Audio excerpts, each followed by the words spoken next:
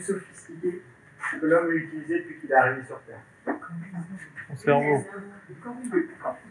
Je vais vous donner un indice. C'est la raison pour laquelle vous êtes venus ce week-end. Thermomix.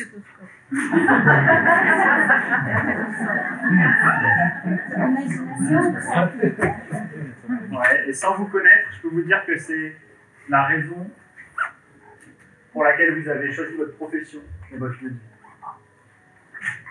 Cette technologie a été étudiée depuis des milliers d'années dans beaucoup de textes. Elle a pris différents noms, différentes formes, mais elle a toujours eu deux objectifs. La recherche du divin et la victoire militaire. En d'autres mots, l'immortalité et se détourner de la mort. Et parce que ça, c'était un grand pouvoir, elle a toujours été mystérieuse et protégée. En Inde, les yogis ont développé un système qui permettait d'atteindre ce qu'on appelle le samadhi. Le samadhi, c'est un état d'extase. Et les Grecs, eux, pour avoir des qualités supérieures, des qualités hors normes, disaient qu'il fallait faire des offrandes pour que le corps reçoive, aller voir une muse et faire une offrande pour que le corps reçoive ses qualités.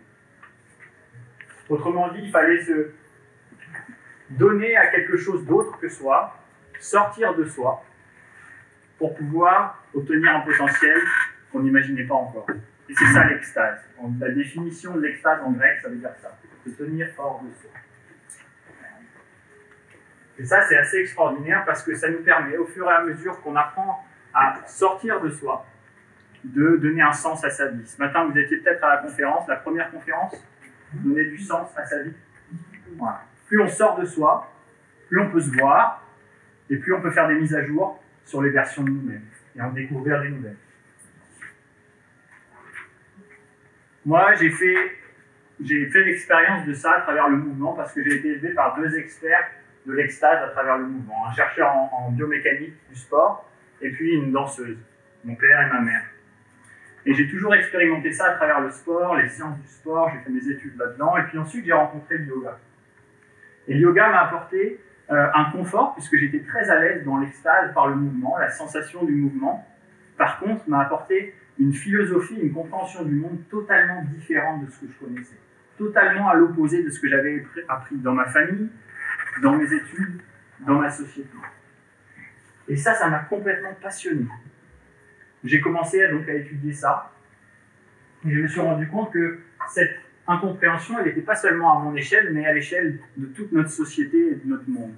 Cette opposition entre l'Ouest et l'Est, entre la science et la religion, qui avait été séparée et qui maintenant, aujourd'hui, dans cette belle époque, retrouve une synergie et une compréhension commune. Et pour parler de ça, je vais vous donner les mots d'un des porte-paroles de cette union qui disait en 2015 dans une conférence sur la physique quantique qu'au début de sa vie, la science n'avait que pour objectif le développement matériel et économique. Mais qu'au XXe siècle, les scientifiques s'étaient rendus compte que le calme de l'esprit pouvait avoir un effet bénéfique sur l'être humain. Et puis il conclut en disant que la générosité et l'intelligence nous permettraient d'être outillés pour le bien-être de l'humanité. Cette personne, c'est le Dalai Lama, le 17e Dalai Lama. Et cette conférence, c'était une conférence sur la physique quantique et le Madhyamaka, une philosophie bouddhiste. Et donc, grâce à ça, on peut voir évoluer cette union qui a commencé dans les années 50 avec Abraham Maslow. Vous avez tous entendu parler d'Abraham Maslow. Et ce qu'il nous a offert Abraham Maslow, c'est de dire que ces expériences extraordinaires, ces pics expériences, comme il les a appelées, qui nous permettent de nous redéfinir vers des versions meilleures de nous-mêmes, vers ces extases, grâce à ces extases, n'étaient pas seulement réservés à des religieux ou aux modèles d'extase yogi, par exemple, mais qu'il était accessible à tous. 20 ans après, c'est Mihaly Csikszentmihalyi qui étudie la psychologie de la haute performance et qui va décrire ces états-là, qui va demander à des personnes qui avaient beaucoup de succès, on va dire, qui étaient des hauts performeurs, et qui comment ils se sentaient dans cet état-là. Et à chaque fois, les personnes disaient que toutes les actions se suivaient les unes après les autres, sans friction, de manière totalement fluide. Et c'est là qu'est arrivé le terme de flow. Cette recherche aujourd'hui, elle continue avec notamment le Flow Genome Project. Steven Kotler et Jamie Wheal, que vous avez peut-être lu par le bouquin Stealing Fire. Et ces personnes, elles ont étudié les élites de notre société, leurs techniques d'accès à l'extase ou au flow ou à la peak performance, et elles maintenant les traduisent et les offrent à tout le monde. Ils ont étudié les Navy SEAL, donc les commandos d'élite américains, les ingénieurs de Google et de la Silicon Valley en général, et puis les pratiquants de sport extrême. Ils font partie, ces trois catégories-là font partie vraiment de ceux qui accèdent le plus et qui ont créé une culture et une science même de ces états-là. Mihaly Csikszentmihalyi nous disait que le flow est déterminé et mesurable, définissable par certains critères. La première chose, c'est que c'est un spectre. C'est pas seulement l'extase divine et puis la révélation qui va changer votre vie, mais ça peut être aussi les petits flows, les micro-flows qui font qu'au quotidien, tout s'enchaîne naturellement et de manière très fluide. Par exemple, je ne rate pas mon bus aujourd'hui. Par exemple, je lance mes clés dans la corbeille et elles tombent dans la corbeille pour une fois. Voilà, ça, c'est des petits flots qui vont nourrir petit à petit les moyens, puis les grands. Et donc, qu'est-ce que c'est cet état de flow aujourd'hui? Comment on le décrit? Tout simplement, c'est un état de conscience non ordinaire, comme pourrait l'être le rêve, la méditation ou même la schizophrénie. Mais c'est un état de conscience optimal, dans lequel on se sent mieux, dans lequel nos performances sont au top, et dans lequel on accède à une richesse d'informations qu'on n'aurait pas eu d'habitude. Cet état est responsable des plus grandes découvertes scientifiques et des plus grandes prouesses sportives, des médailles d'or que vous pouvez avoir à chaque Jeux Olympiques. Vous pouvez être sûr que le sportif a eu accès à cet état-là. C'est vraiment quelque chose qui est mesurable et qui a même été étudié par l'agence McKinsey, qui a fait une étude sur 10 ans sur des entrepreneurs et chefs d'entreprise aux États-Unis et qui ont déclaré qu'ils étaient 5 fois plus productifs dans l'état de flow. Imaginez-vous, vous pourriez être le lundi dans le flow et être aussi productif que tous vos collègues dans leurs 5 jours de travail par semaine. Ça serait bien, non? Si on rajoute 15% de flow dans une entreprise, on pourrait doubler la productivité de l'entreprise à l'échelle globale. C'est assez considérable et il y a de plus en plus d'études qui viennent le prouver. Dans le flow, il y a 4 composantes. Quand on est dans le flow, la première, c'est qu'on abandonne, on s'abandonne. On abandonne le soi. Ça veut dire que la petite voix qui est tout le temps dans notre tête, qui nous critique et nous juge et nous pose des limites, eh ben, pendant un moment, elle s'écarte et elle s'arrête. Vous connaissez tous ce moment-là. Et c'est vraiment quelque chose qui va nous aider à enlever l'anxiété instantanément et sur le long terme, plus on le fait, plus on a accès à ça, de ce qu'on appelle le développement personnel. Dans le flow, on est totalement hors du temps. Donc, c'est comme dans Matrix, soit le temps s'arrête, vous voyez quand il évite les balles là, il y a quand même pas mal de geeks, hein, tout le monde a vu ça, non? Je suis un fan aussi, il n'y a pas de problème. C'est vraiment cette idée-là. Et puis parfois, le temps s'accélère complètement. Et vous ne voyez pas passer le temps. Vous avez discuté avec vos amis pendant 4 heures, vous avez l'impression que ça fait 10 minutes. Hein, on connaît tous ces moments-là. Moi, j'avais mon colocataire qui était développeur web. J'étais fasciné par cette personne qui passait des heures devant des lignes de couleurs, des trucs que je ne comprenais pas du tout. Et un soir, il me dit, je vais bosser 1 heure après le repas. Et puis, le lendemain, je lui demande alors ça a été. Il m'a dit, ouais, mais j'ai commencé, puis d'un coup, il était 3 heures du mat, et puis j'avais passé ma nuit à bosser. Voilà. Dans le milieu des devs, ce qu'ils appellent la zone, c'est très connu. C'est vraiment, ça fait partie de la culture, comme dans beaucoup d'autres domaines. La troisième composante, c'est que c'est un état sans effort. Et d'un coup, toutes les douleurs disparaissent. Et que vous pouvez faire la plus grande des performances sans avoir l'impression de donner aucun effort. Par exemple, vous êtes tellement intéressé par ce que je suis en train de vous raconter que vous avez, depuis à peu près 15 minutes, 10 minutes, oublié la douleur que vous aviez dans le bas du dos depuis ce matin. Ou alors, ceux qui courent, par exemple, qui connaissent le milieu de la course à pied, c'est ce qu'on appelle le second souffle, ou en anglais, runner's high. Hein, c'est au bout d'un moment, il y a des hormones qui arrivent et qui font que on oublie la douleur et on rentre dans une performance qui est sans effort. Puis le quatrième composant, c'est la richesse. La richesse d'informations auxquelles on a accès. Cette créativité sans limite qui nous permet d'innover et de devenir un génie pendant quelques instants. Donc on est passé de la mythologie à la psychologie, et aujourd'hui on arrive à la neurobiologie, la neuroscience et l'imagerie instantanée qui nous permet d'identifier comment le cerveau fonctionne dans cet état-là. Et dans cet état, il y a plusieurs choses qui se passent, mais pour vous raconter, je vais vous demander, est-ce que vous connaissez le mythe de si on utilisait plus de pourcentage de son cerveau, on deviendrait des surhommes? Qui connaît ce mythe-là? C'est tout? Voilà. Levez bien la main, tout le monde voit. Voilà. Il est totalement faux. Voilà. Et c'est l'inverse en fait. C'est une diminution de l'activité d'une des parties du cerveau qui fait qu'on a accès à ces capacités-là. Donc en l'occurrence, le cortex préfrontal, globalement, qui vient diminuer son activité et qui va... c'est pour cette raison qu'on perd la notion du temps, qu'on n'arrive plus à se projeter dans le futur ou ruminer le passé. Le mode par défaut du cerveau, pour ceux qui connaissent, mais globalement celui qui nous permet tout le temps de penser, de ruminer, il va s'arrêter aussi. Et c'est ça qui nous donne accès à des moments extraordinaires. Au niveau des ondes cérébrales, on passe du bêta, ce qui correspond à notre quotidien. Là, vous êtes en train d'être concentré sur ce que je dis, ça correspond à cet état-là, on va à la frontière entre alpha et theta. Donc alpha, c'est on est calme, dans une espèce de rêverie, daydreaming. Theta, c'est plutôt on entre dans le sommeil, et là il y a un peu des idées folles, comme les rêves qui peuvent arriver. Et puis on va entre les deux dans le flow, et on va avoir accès à ce moment-là aux ondes gamma.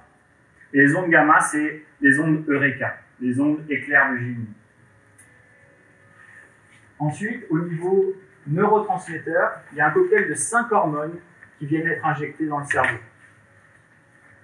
Ces 5 hormones, la dopamine, la norépinéphrine, qui sont les hormones de concentration, des hormones de récompense, qui nous permettent, c'est 10 ou 5 hormones, qui ont une durée d'action qui est limitée. D'accord? C'est pour ça que tous les TED Talks sont moins de 20 minutes, puisque la durée d'action de la dopamine, la norépinéphrine ne dépasse pas 20 minutes, 15-20 minutes, ça dépend. Ensuite, on a la sérotonine qui nous permet de faire face, d'être beaucoup plus serein et de faire face aux choses. D'accord? C'est la molécule à la base de la révolution du Prozac. Voilà. Sauf qu'on peut apprendre à la produire un peu plus soi-même, pas devenir dépendant de quelque chose d'extérieur. Ensuite, on a les endorphines, vous connaissez ça, pour diminuer la douleur, mais ça nous fait dépasser les limites du corps. Et puis la nordaline, qui est moins connue, à part des fumeurs de Marie-Jeanne, parce qu'elle en fait partie, mais qui est une molécule qui va diminuer la douleur aussi. Il y a la révolution de tout ça aux États-Unis en ce moment qui est assez intéressante, mais surtout qui va nous faire des connexions latérales entre des concepts qu'on n'aurait pas mis en lien normalement. Donc on est passé de la mythologie à la psychologie, à la neurobiologie.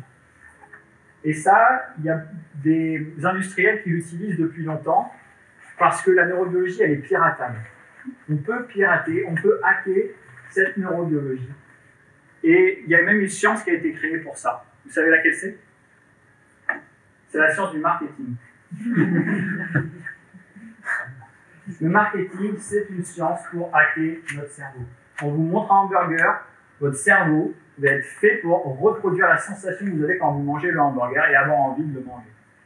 Pour quel que soit ce que vous allez voir, ça va être ça. Parce que tout simplement, le cerveau ne fait pas la différence entre ce que vous pensez et ce que vous vivez. Et sur cette même base, on peut nous-mêmes se hacker. C'est ce qu'on fait d'ailleurs assez souvent. Le marketing, donc, c'est un peu le côté obscur de cette science, mais c'est ce qu'on retrouve aussi avec Instagram, Facebook. Quand vous avez un j'aime, shoot de dopamine, norépinéphrine, récompense, vous restez plus longtemps sur votre application. Instagram, Facebook font de l'argent sur le temps que vous allez passer et l'attention que vous avez donnée sur cette application. Et puis, toutes ces hormones et ce concept de neurosciences autour de la haute performance, il est basé sur le fait qu'on va influencer un triangle, donc le triangle de la performance, le triangle de la performance, qui est la créativité, l'apprentissage et la motivation. La motivation, pourquoi on a plus de motivation quand on est dans le flow? Tout simplement parce que c'est un plaisir, une extase unique, très très rare. Pour vous donner une idée, quand vous êtes amoureux, tout le monde a connu ça dans sa vie, que ce soit d'un objet ou d'une personne, il y a vraiment ce sentiment d'amoureux, d'être amoureux ou d'un animal, enfin, peu importe. Mais, imaginez-vous, ça c'est 2 des hormones, dopamine, norépinéphrine. Dans le flow, vous en avez 5. C'est le seul état où il y en a 5. Imaginez-vous la puissance que ça peut avoir sur vous. Ensuite, l'apprentissage. Globalement, la qualité de ce moment-là, le fait qu'il y ait ces hormones qui font du bien, va faire dire au cerveau qu'il faut mémoriser plus rapidement et passer de la mémoire à court terme à la mémoire à long terme. Donc l'apprentissage est 4 fois plus important, 4 fois plus rapide dans l'état de flow. Donc globalement, plus vous avez de neurotransmetteurs, plus vous allez apprendre vite. Et ensuite, après l'apprentissage, on a la créativité. C'est peut-être la compétence la plus importante qu'on a dans notre société, cette flexibilité et cette créativité. Et la créativité, elle est liée au fait que dans notre société, on est constamment sollicité par des informations. On a beaucoup de choses à traiter. Et ça entraîne de la distraction. Le flow, c'est un état où il faut être concentré. Vous apprenez à vous concentrer, vous favorisez le flow. Okay? Mais si vous êtes tout le temps distrait parce que vous n'êtes pas capable de calculer ce qui vous vient, vous ne pouvez pas accéder à ces états-là. Le flow vous donne la capacité de calcul, de clarté qu'il faut pour rentrer dans cet état. Il y a d'autres gens aussi qui, comme moi d'ailleurs, ont profité de ce mouvement-là. C'est le marché du bien-être dans le monde. Aujourd'hui, c'est 4,2 trillions de dollars, le marché du bien-être. Et aujourd'hui, à peu près tout le monde passe 30% de ses journées au travail. Au travail ou en travaillant en tout cas. La plupart des gens disent qu'ils sont physiquement fatigués, psychologiquement pas très bien, et 24% des gens dans le monde, selon la Global Wellness Institute, sont désengagés de leur travail. Et dans tout ça, tous les gens qui travaillent dans le monde, seulement 10% ont accès à des programmes de bien-être. Et donc, avec le flow, on pourrait facilement augmenter la productivité, mais aussi le plaisir au travail. Et il y a déjà des entreprises qui ont commencé ça, comme Patagonia, vous la connaissez peut-être, Google aussi. Moi, j'ai fait un stage de fin d'études chez Patagonia à Annecy.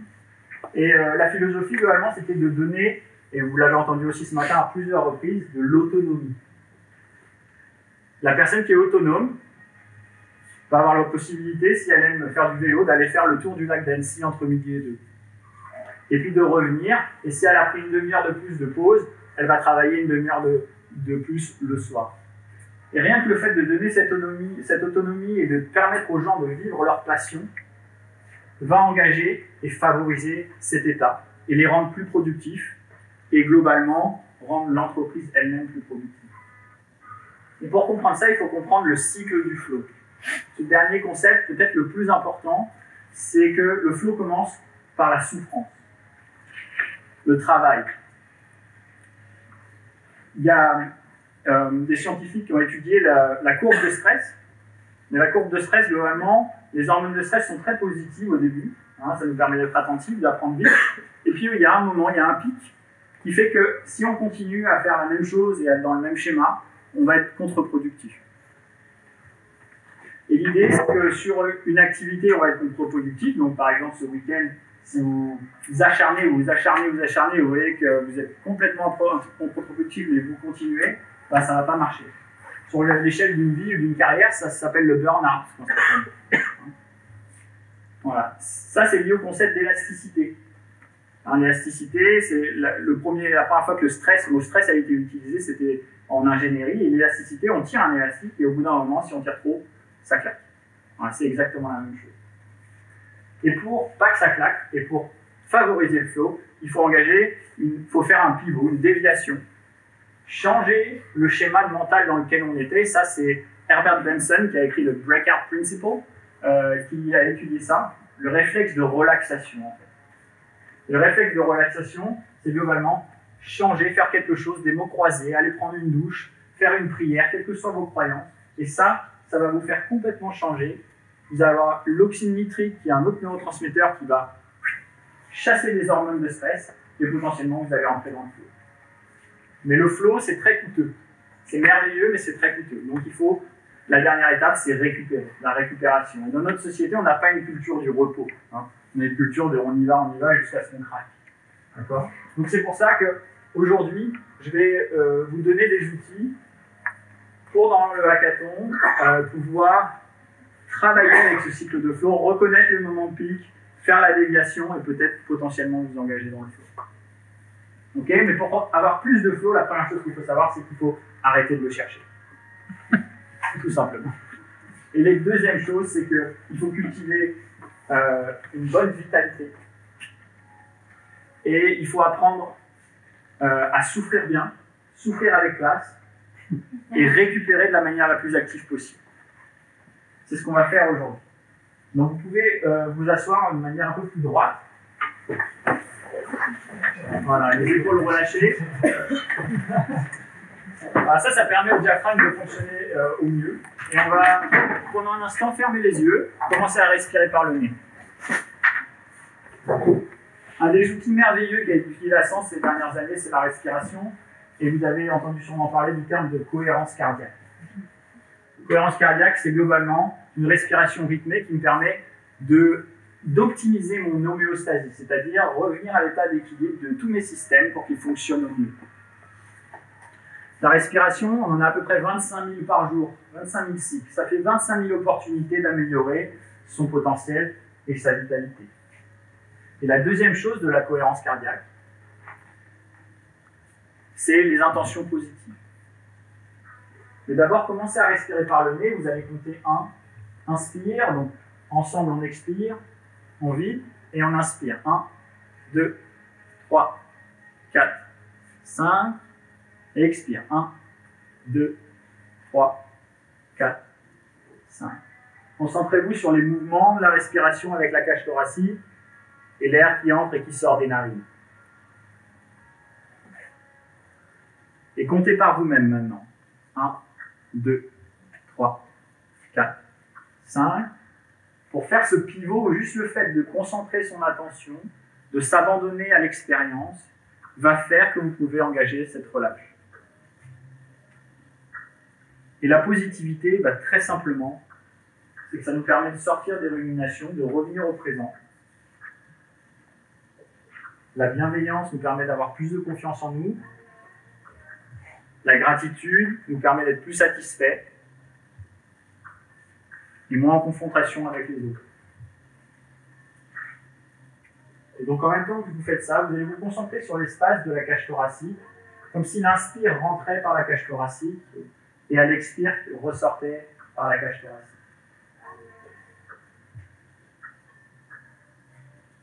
Et puis vous allez penser à un moment où vous étiez dans le flow, un moment très très positif de plaisir, un moment où vous avez eu un éclair de génie. Et souvent ces moments-là, ce n'est pas les moments où on est à fond dans le travail, mais plutôt les moments où on va raconter une bonne blague. Certains vont fumer une cigarette, certains vont boire un café. Voilà. L'idée c'est d'optimiser ces moments-là. Pensez à ce moment-là, remémorisez-vous la sensation que vous aviez dans ce moment-là. Et faites-la entrer dans votre corps à l'inspire. Faites-la arriver à toutes vos cellules, tout le corps, et à l'expire, vous allez souhaiter que toutes les personnes dans cette salle puissent vivre un état comme ça. À l'inspire, je me remémore la sensation. Ça peut être aussi une qualité positive. En religion, ça peut être la qualité d'un Dieu, la caractéristique d'un Jésus ou d'un Shiva. Prenez la croyance qui vous convient, parce que c'est ça qui va activer le potentiel le plus important que vous avez, c'est cette foi-là, quelle qu'elle soit.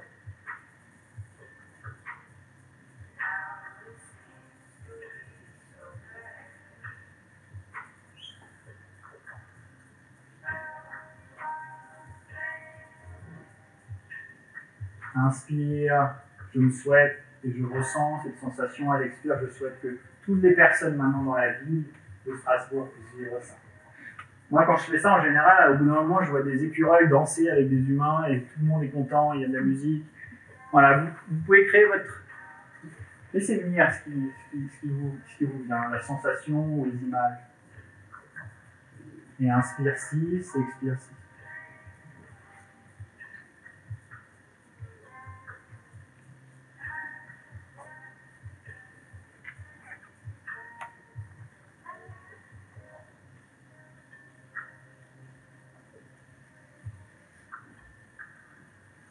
La dernière chose que je vais voir avec vous aujourd'hui, c'est que pour améliorer notre capacité à sentir le flow, c'est toujours mieux d'être à plusieurs. Hein, le flow, c'est bien tout seul, mais à plusieurs, c'est vraiment, vraiment dingue. Et on a la chance d'être dans un événement qui est fait pour le flow, pour favoriser ce flow. Les objectifs sont clairs. Vous êtes là uniquement pour ça, dévoué à une cause qui vous est chère, qui donne du sens à votre vie. Et pour être le plus créatif possible en groupe, il faut vous dire que vous n'avez que 30% de la réalité. Quelle que soit votre expertise, vous n'avez que 30% de la réalité.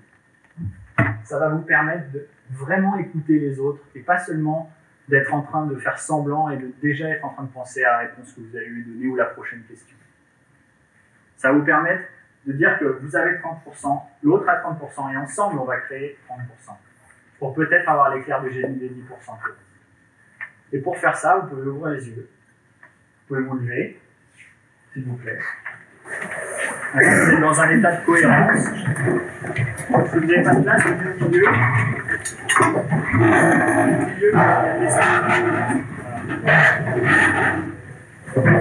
Je vous ai dit tout à l'heure, le flow, il arrive quand on est assis. Dans les petits moments où on ne prête pas attention. Par exemple, Newton, une pomme qui lui tombe sur la tête, vous connaissez cette anecdote-là. Il n'était pas en train de bosser à fond dans son lab. Non, il était en train de se poser et puis d'un coup, boum. Hein. Ça, c'est un petit peu ça l'idée. Donc, on va faire un exercice. Vous allez choisir une personne à côté de vous, vous mettre face à elle. Une des règles de co-création, c'est de se dire que tout le monde fait de son mieux aussi. Donc sans jugement et avec bienveillance, vous pouvez la regarder dans les yeux si c'est pas vraiment confortable pour vous. Pas trop près, choisissez la distance.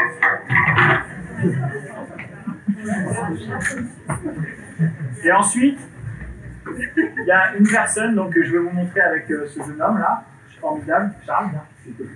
Voilà. Il y a une personne qui va décider de faire un mouvement et l'autre va le suivre. Vous regardez dans les yeux et essayez d'ouvrir votre regard à la périphérie. Et on inspire, on continue à expirer. Tout simplement, d'accord? Et je vais... Voilà, et lui peut voir mes mouvements. Voilà, allez-y. Et il y a une personne qui guide pour l'instant, merci. Quand vous voulez. L'objectif, c'est de ne pas aller trop vite pour que la personne puisse vraiment suivre. Et observez quand est-ce que vous bloquez votre respiration. Essayez de continuer à garder une attention sur la respiration à ce moment-là.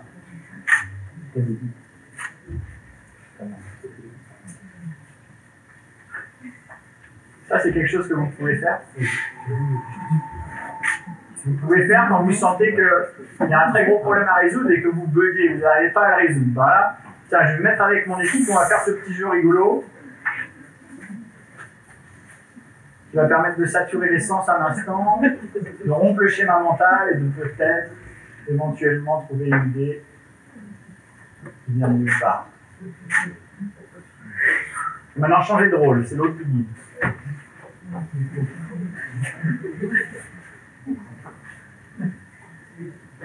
Essayez de garder le regard dans les yeux et d'ouvrir le regard à la périphérie. Voilà. Vous pouvez voir très loin sur les côtés, 180 degrés. Et si ce n'est pas dans les yeux, vous pouvez le garder droit, mais en haut ou en bas, si vous n'êtes pas confortable. Il n'y a pas de problème. Avec bienveillance, chacun fait de son mieux. Rappelez-vous, vous n'avez que 30% de la réalité. Ok, puis maintenant on peut arrêter. Et quand vous avez fait ça, on va vous le proposer pendant le hackathon. Il y a une personne vraiment courageuse, comme Charles, qui va venir se placer devant tout le monde, bien Charles, et qui va tourner le dos à tout le monde, t'as de la chance. Et Charles va faire les mêmes mouvements, sauf que vous allez le suivre par derrière. Donc on va tous se coordonner, on va créer une synergie, on se met tous dans la direction de Charles. Le regard droit devant, la périphérie. Vous pouvez voir à l'extérieur, mais vous êtes fixé devant. Et Charles va commencer des mouvements simples et lents, et puis on va le suivre. Tout simplement, c'est un bras qui se lève. Ça permet d'incarner.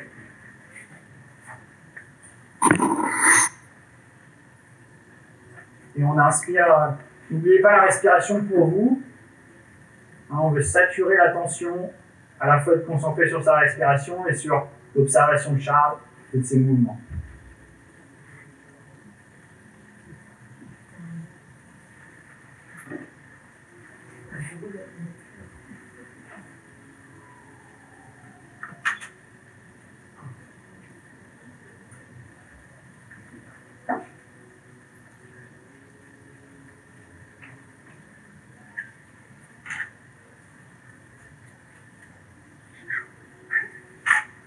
Merci.